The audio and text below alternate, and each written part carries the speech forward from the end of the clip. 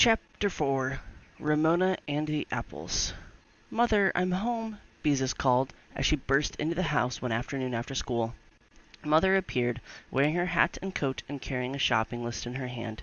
She kissed Beezus. "How was school today?" she asked. "All right. We studied about Christopher Columbus," said Beezus. "Did you, dear?" said Mother absent-mindedly. "I wonder if you'd keep an eye on Ramona for about half an hour or so while I do the marketing. She was up so late last night, I let her have a long nap this afternoon, and I wasn't able to go out until she woke up." "All right, I'll look after her," agreed Beezus. "I told her she could have 2 marshmallows," said Mother, as she left the house. Ramona came out of the kitchen with a marshmallow in each hand. Her nose was covered with white powder. "What's Christopher Columbus?" she asked. "Christopher Columbus," Beezus corrected. "Come here, Ramona. Let me wipe off your nose." "No," said Ramona, backing away. "I just powdered it." Closing her eyes, Ramona pounded one of the marshmallows against her nose. Powdered sugar flew all over her face. "These are my powder puffs," she explained. Beezus started to tell Ramona not to be silly, she'd get all sticky, but then decided it would be useless. Ramona never minded being sticky. Instead, she just said, "Christopher Columbus is the man who discovered America. He was trying to prove that the world is round." "Is it?" Ramona sounded puzzled. She beat the other marshmallow against her chin. "Why, Ramona, don't you know the world is round?" Beezus asked. Ramona shook her head and powdered her forehead with a marshmallow. "Well, the world is round, just like an orange," Beezus told her. "You could start out and travel in a perfectly straight line, and you'd come right back where you started from." "I would?" Ramona looked as if she didn't understand this at all. She also looked as if she didn't care much, because she went right on powdering her face with the marshmallows. "Oh well," thought Beezus, "there's just no use trying to explain it to her." She went into the bedroom to change from her school clothes into her play clothes. As usual, she found Ramona's doll, Bendix, lying on her bed, and with a feeling of annoyance she tossed it across the room to Ramona's bed. When she changed her clothes, she went into the kitchen, ate some graham crackers and peanut butter, and helped herself to 2 marshmallows. If Ramona could have 2, it was only fair that she should have 2 also. After eating the marshmallows and licking the powdered sugar from her fingers, Beezus decided that reading about Big Steve would be the easiest way to keep Ramona from thinking up some mischief to get into while Mother was away. "Come here, Ramona," she said as she went into the living room. "I'll read to you." There was no answer. Ramona was not there. "That's funny," thought Beezus, and went into the bedroom. The room was empty. "I wonder where she can be," said Beezus to herself. She looked in Mother and Father's room. No one was there. "Ramona," she called. No answer. "Ramona, where are you?" Still no answer. Beezus was worried. She did not think Ramona had left the house, because she had not heard any doors open and close. Still, with Ramona, you never knew. Maybe she was hiding. Beezus looked under the beds. No Ramona. She looked in her bedroom closets, the hall closet, the linen closet, and even the broom closet. Still, no Ramona. She ran upstairs to the attic and looked behind the trunks. Then she ran downstairs to the basement. "Ramona," she called anxiously as she peered around in a dim light. The basement was an eerie place, with its gray cement walls and the grotesque white arms of the furnace reaching out in all directions. Except for a faint sound from the pilot light, everything was silent. Suddenly the furnace lit itself with such a whoosh that Beezus, her heart pounding, turned and ran upstairs. Even though she knew it was only the furnace, she could not help being frightened. The house seemed so empty when no one answered her calls. Uneasily, Beezus sat down in the living room, trying to think while she listened to the silence. She must not get panicky. Ramona couldn't be far away, and if she didn't turn up soon, she would telephone the police the way Mother did the time Ramona got lost because she started out to find the pot of gold at the end of the rainbow. Thinking of the rainbow reminded Beezus in her attempt to explain to Ramona that the world is round like an orange. Ramona hadn't looked as if she understood, but sometimes it's hard to tell about Ramona.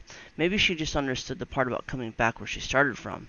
If Ramona set out to walk to the end of the rainbow, she could easily decide to try walking around the world. That was exactly what she must have done. The idea frightened Beezus. How would she ever find Ramona?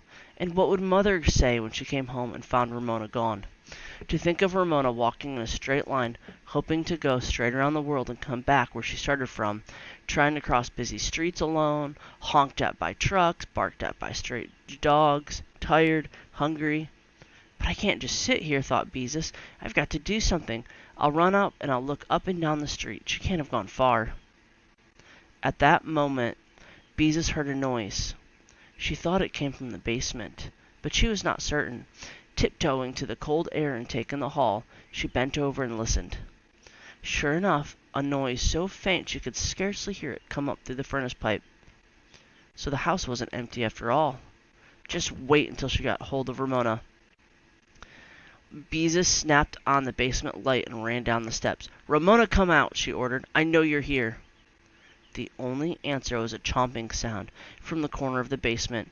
Beezus ran around the furnace, and there, in the dimly lit corner, sat Ramona, eating an apple. Beezus was so relieved to see Ramona safe and at the same time so angry with her for hiding that she couldn't say anything. She just stood there, filled with an exasperated, mixed-up feeling that Ramona so often gave her. Hello, said Ramona through a bite of apple. Ramona Geraldine Quimby, exclaimed Beezus when she had found her voice. What do you think you're doing? Playing hide-and-seek, answered Ramona. Well, I'm not, snapped Beezus. It takes two to play hide-and-seek. You found me, Ramona pointed out. Oh.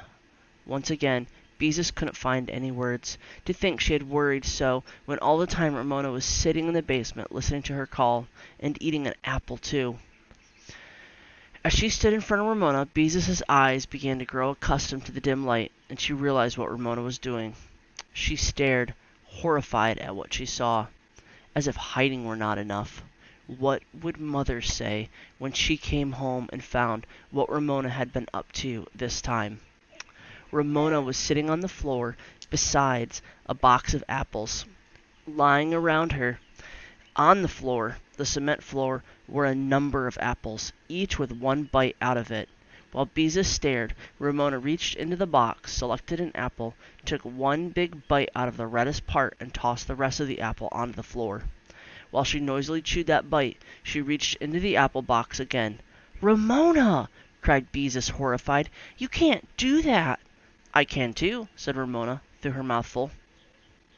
Stop it, ordered Beezus. Stop it this instant. You can't eat one bite and then throw the rest away. But the first bite tastes best, explained Ramona, reasonably, as she reached into the box again. Beezus had to admit that Ramona was right. The first bite of an apple always did taste best. Ramona's sharp little teeth were about to sink into another apple when Beezus snatched it from her. That's my apple, screamed Ramona. It is not, said Beezus angrily, stamping her foot. One apple is all you're supposed to have. Just wait till Mother finds out.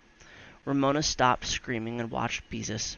Then, seeing how angry Beezus was, she smiled and offered her an apple. I want to share the apples, she said sweetly. Oh, no, you don't, said Beezus, and don't try that work of sharing business on me. That was one of the most difficult things about Ramona. When she had done something wrong, she often tried to get out of it by offering to share something. She heard a lot about sharing at nursery school.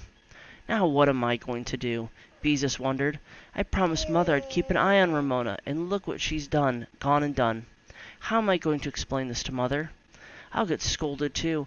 And all the apples, what can we do with them? Beezus was sure about one thing.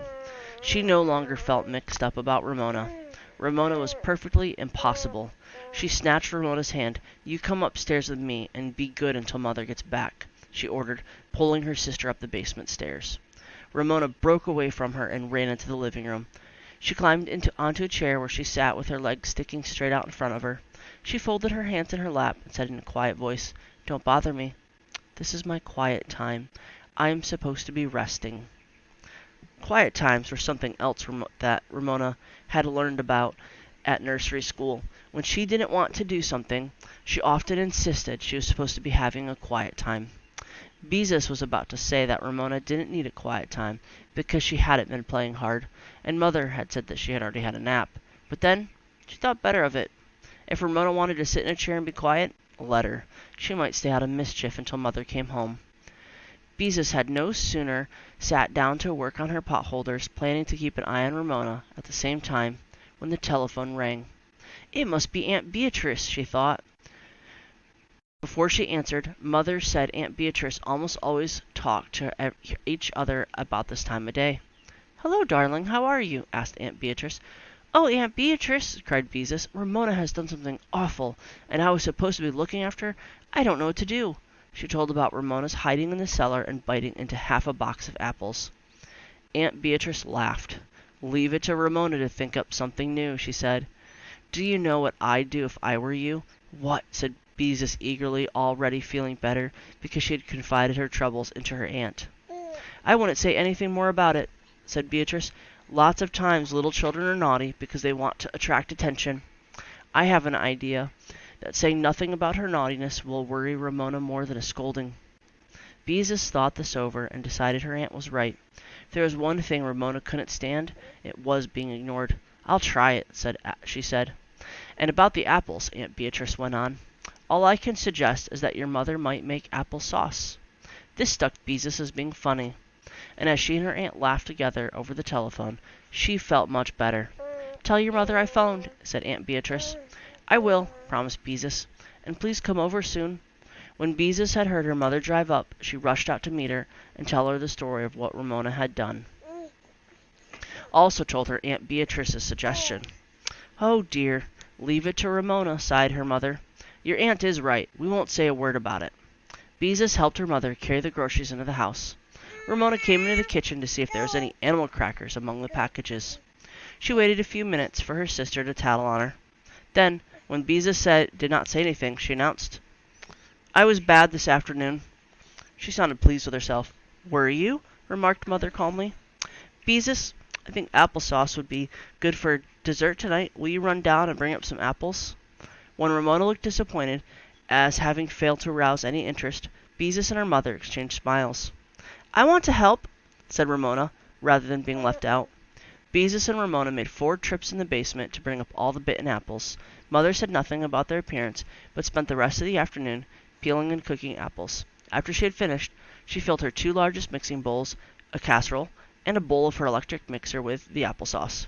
It took her quite a while to rearrange the contents of the refrigerator to make room for all the applesauce. When Beezus saw her father coming home, she ran out the front walk to tell him what happened. He too agreed that Aunt Beatrice's suggestion was a good one. "Daddy!" shrieked Ramona when her father came in. "How's my girl?" asked Father as he picked up Ramona and kissed her. "Oh, I was bad today," said Ramona. "Were you?" said Father as he put her down. "Was there any mail today?" Ramona looked crestfallen. "I was very bad," she persisted. "I was awful." Father sat down and picked up the evening paper. "I hid from Beezus and I bit lots and lots of apples," Ramona went on insistently. Remarked Father from behind the paper. "I see they're going to raise bus fares again." "Lots and lots of apples," repeated Ramona in a loud voice. "They raised bus fares last year," Father went on, winking at Beezus from behind the paper. "The public isn't going to stand for this." Ramona looked puzzled and then disappointed, but she did not say anything. Father dropped his paper. "Something certainly smells good," he said. "It smells like applesauce. I hope so. There's nothing I like better than a big dish of applesauce for dessert." Because Mother had been so busy making applesauce, dinner was a little late that night. At the table, Ramona was unusually well behaved. She did not interrupt, and she did not try to share her carrots the way she usually did, because she did not like carrots. As Beezus cleared the table and Mother served dessert, which was fig Newtons and, of course, applesauce, Ramona's good behavior continued. Beezus found she was not only hungry for applesauce, but for the rest of the family to enjoy it. After Beezus had wiped the dishes for Mother, she sat down to embroider her potholders. She had decided to give Aunt Beatrice the potholder with a dancing knife and fork on it, instead of the one with a laughing tea kettle. Ramona approached her with Big Steve and the steam shovel in her hand. "Beezus, will you read to me?" she asked.